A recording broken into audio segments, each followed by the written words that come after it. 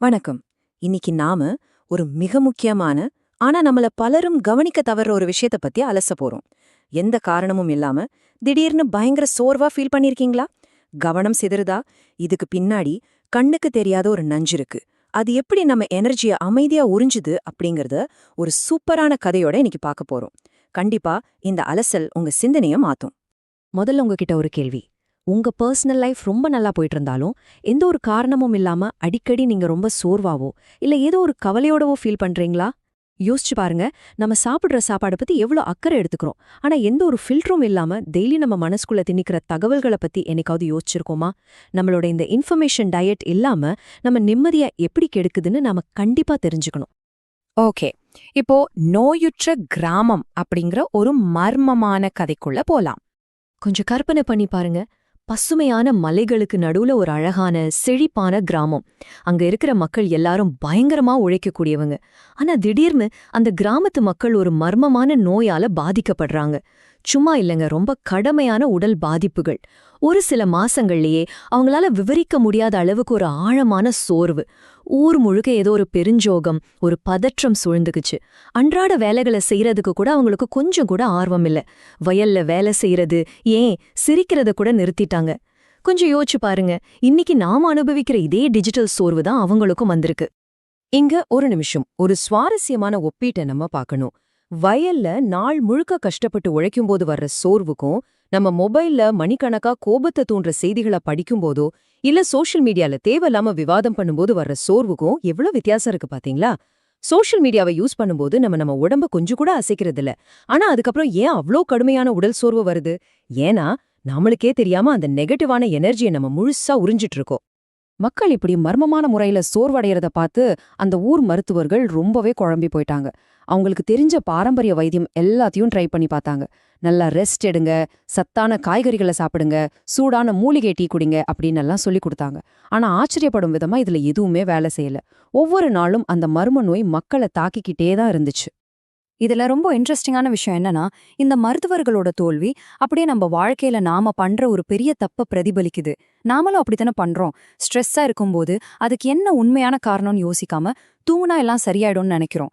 படுக்கையில படுத்துக்கிட்டு இருட்டுல மொபைல் ஸ்கிரீனை வெறிக்க வெறிக்க பார்த்துட்டு நெகட்டிவான கமெண்ட்ஸ் எல்லாம் படிச்சுக்கிட்டு நான் ஏன் இன்னும் அவ்வளோ சோர்வா இருக்கேன் அப்படின்னு குழம்புறோம்.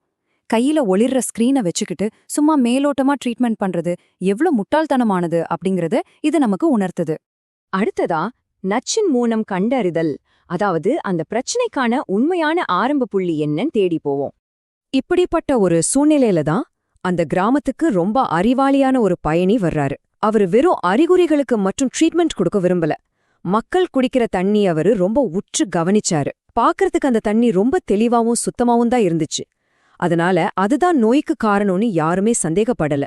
ஆனா அந்த பயணி அந்த நதி எங்கிருந்து உற்பத்தி ஆகுதுன்னு தேடி பல மைல்கள் பயணம் செய்ய முடிவெடுத்தாரு. அடர்ந்த காட்டுக்குள்ள அந்த நீரோடையோட தொடக்கத்தை தேடி போன அவருக்கு ஒரு பெரிய அதிர்ச்சி காத்துட்டு இருந்துச்சு. அந்த சுத்தமான நீரோடைக்கு நேர் மேல ரொம்ப ஆபத்தான விஷத்தன்மை கொண்ட கருப்பு இலைகள் உள்ள செடிகள் வளர்ந்திருந்துச்சு. காத்து அடிக்கும்போதெல்லாம் அந்த கருப்பு நிற நச்சு இலைகள் நேரா நீரோடையில விழுந்து ஊர் மக்கள் குடிக்கிற தண்ணிய ரொம்ப அமைதியா விஷமாக்கிக்கிட்டு இருந்துச்சு. அந்த கிராமத்தோட ஒட்டுமொத்த அழிவுக்கும் அந்த நச்சு செடிகள் தான் காரணம். இப்போ இந்த 4 ஸ்டெப்ஸையும் அப்படியே நம்ம வாழ்க்கையோட ஒரு பக்கா அனலாஜியா ஒப்பிட்டு பார்க்கலாம். ஸ்டெப் 1, தெளிவான நீரோடை. இது பிறக்கும்போது ரொம்ப சுத்தமா இருக்கிற உங்க மனசை குறிக்குது. ஸ்டெப் 2, நச்சு இலைகள் விழுவது. இது நீங்க தினமும் கன்சியூம் பண்ற நெகட்டிவ் செய்திகள். ஸ்டெப் 3, நோய் பரவுதல். அந்த நெகட்டிவிட்டியால உங்களுக்கு வர்ற தீராத உடல் சோர்வு தான் இது. அப்புறம் ஸ்டெப் 4, வலைய உருவாக்குதல். இது தாங்க ரொம்ப முக்கியம். உங்க மனசுக்குள்ள விழுகிற குப்பைகளை தடுக்க உங்க டிஜிட்டல் பழக்க வழக்கங்களை நீங்க எப்படி கவனமா ஃபில்டர் பண்ண போறீங்க அப்படிங்கறத இது காட்டுது. இங்க நெப்போலியன் ஹில் சொன்ன ஒரு சூப்பரான வரிய நாம பார்க்கணும். நீங்கள் எதை நினைக்கிறீர்களோ அதுவாகவே ஆகிறீர்கள். நம்ம எண்ணங்கள் எல்லாமே விதைகள் மாதிரிதாங்க. வன்முறையான செய்திகள், தொடர்ந்து மத்தவங்கள குறை சொல்றது, இல்லைனா பொறாமை, இந்த மாதிரி நச்சு இலைகளை உங்க மனசுக்குள்ள தொடர்ந்து விழ அனுமதிச்சீங்கன்னா கடைசியில ரொம்ப மோசமான சோர்வான ஒரு வாழ்க்கையை தான் நீங்க அறுவடை செய்வீங்க. உங்க மனசு ஒரு அழகான தோட்டம் மாதிரி. அங்க குப்பைகளை கொட்ட மத்தவங்கள நீங்க அனுமதிச்சா அங்க எப்படி பூக்கள் மலருங்க நாம எதிர்பார்க்க முடியும்? அடுத்து, மனநலம் காக்க சில முக்கிய வார்த்தைகள். இத ஒரு லெசன் மாதிரி பார்க்காம நம்ம மனச பாதுகாக்க தேவையான டூல்ஸா பார்ப்போம். இதுவரைக்கும் நாம பார்த்தது வெறும் கதை இல்ல, நம்ம மனச பாதுகாக்கிறதுக்கான ஒரு மேப். அந்த பயணி எப்படி தண்ணிய பாதுகாக்க ஒரு வலைய உருவாக்குனாரோ, அதே மாதிரி நம்ம மனச பாதுகாக்க நாமளும் ஒரு மென்டல் நெட்டை உருவாக்கணும். அதுக்கு சில முக்கியமான வார்த்தைகளை நாம தெரிஞ்சுக்க போறோம். முதல் வார்த்தை உட்கொள்ளுதல் அல்லது கஞ்சியம். இது சாப்பாடு சாப்பிடுறதையோ தண்ணி குடிக்கிறதையோ மட்டும் குறிக்காது. நம்ம கண்ணாலையும் காதாலையும் நம்ம உள்வாங்குற ஒவ்வொரு இன்ஃபர்மேஷனையும் இது குறிக்கும். காலையில எழுந்த உடனே நீங்க எந்த மாதிரியான செய்திகளை கன்சியூம் பண்றீங்க அப்படிங்கிறதுல ரொம்ப ரொம்ப உஷாரா இருங்க. நீங்க கன்சியூம் பண்ற ஒவ்வொரு செய்தியும் உங்களை உருவாக்குது இல்லனா அழிக்குது. ரெண்டாவது வார்த்தை நச்சு, அதாவது டாக்ஸின். நச்சு அப்படிங்கிறது உடம்ப தாக்குற ஒரு கெமிக்கல் மட்டும் இல்ல. நம்ம அன்றாட வாழ்க்கையில நாம ஈடுபடுற புறம் பேசுதல், தேவையற்ற விவாதங்கள், மத்தவங்கள பத்தி குறை சொல்றது, இது எல்லாமே நம்ம நிம்மதிய அமைதியா அழிக்கிற ரொம்ப மோசமான நச்சுகள். இந்த நச்சுகள் உங்க மனசுக்குள்ள நுழைய நீங்க கண்டிப்பா அனுமதிக்கவே கூடாது. மூணாவதா மூலம் அல்லது சோர்ஸ். அந்த கிராமத்து மக்கள் எப்படி அவங்க நோய்க்கான மூல காரணமான அந்த விஷமரங்களை கண்டுபிடிச்சாங்களோ, அதே மாதிரி நீங்களும் உங்க மன அழுத்தத்துக்கான உண்மையான சோர்ஸ் என்னன்னு கண்டுபிடிக்கணும். அது நீங்க பாக்குற ஒரு சோஷியல் மீடியா பேஜா இருக்கலாம், இல்லனா ஒரு குறிப்பிட்ட நியூஸ் சேனலா கூட இருக்கலாம். சோ இங்க ரொம்ப முக்கியமான பாயிண்ட் என்னன்னா, கவனமா தேர்ந்தெடுக்கிறது, அதாவது கியூரேட் பண்றது.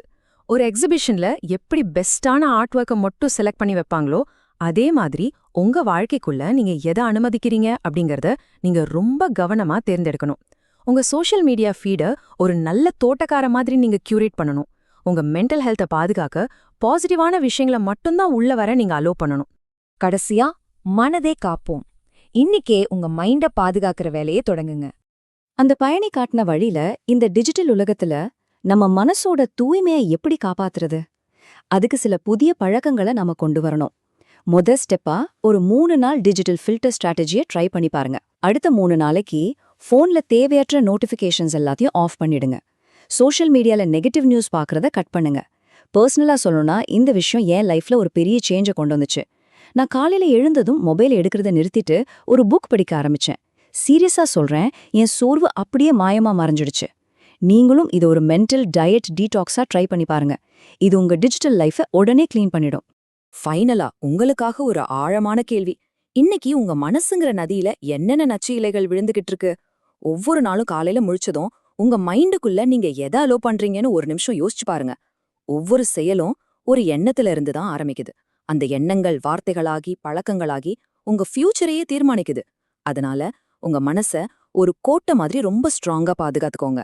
அந்த நச்சு இலைகளை அப்படியே தடுத்து நிறுத்துங்க. உங்க நிம்மதியை பாதுகாக்கிற அந்த முழு பொறுப்பும் உங்க கையில மட்டும்தாங்க இருக்கு.